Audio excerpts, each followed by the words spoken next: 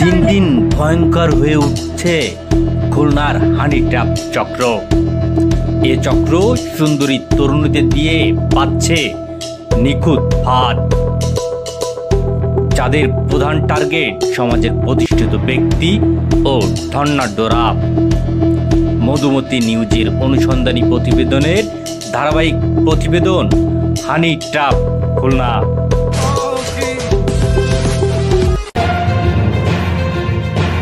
শিল্পনগরীর খুলনার ছোট্ট পূজাখেলা এলাকার বাসিন্দা হানি ট্র্যাপ চক্রের অন্যতম সদস্য মৌরিমৌ।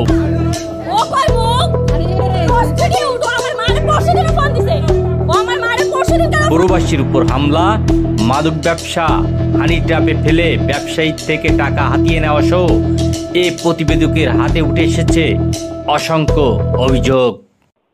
দেখেন, আমি দীর্ঘ 6 বছর কাতারে ছিলাম। তো কাতারে থাকা অবস্থায় ফেসবুকে আমার সাথে নুসরাত অর্ণা নামে একটা মেয়ের সাথে পরিচয় হয়। পরিচয়ের এক পর্যায়ে রিলেশন হয়। তার পরবর্তীতে ওই মেয়ে আমার থেকে প্রায় 20-25 লাখ টাকা নেয়, প্লাটিনার কথা বলে 21 লাখ টাকার মতো নেয়। তা এক পর্যায়ে আমি জানতে পারি যে ওই মেয়ে আছে খুলনা একটা বড় চক্র, মানে সিন্ডিকেট চক্র, হানি ট্র্যাপ চক্র। যাই হোক, আমি বাংলাদেশে আসি।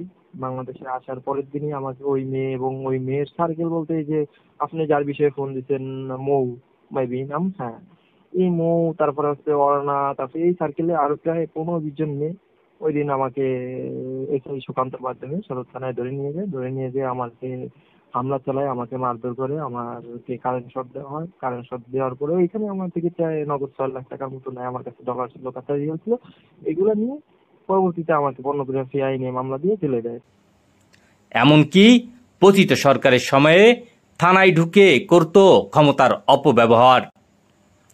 একাধিক স্বামীর সংসার ভেঙে এখন তিনি দিন দিন হয়ে উঠেছে বেপরোয়া।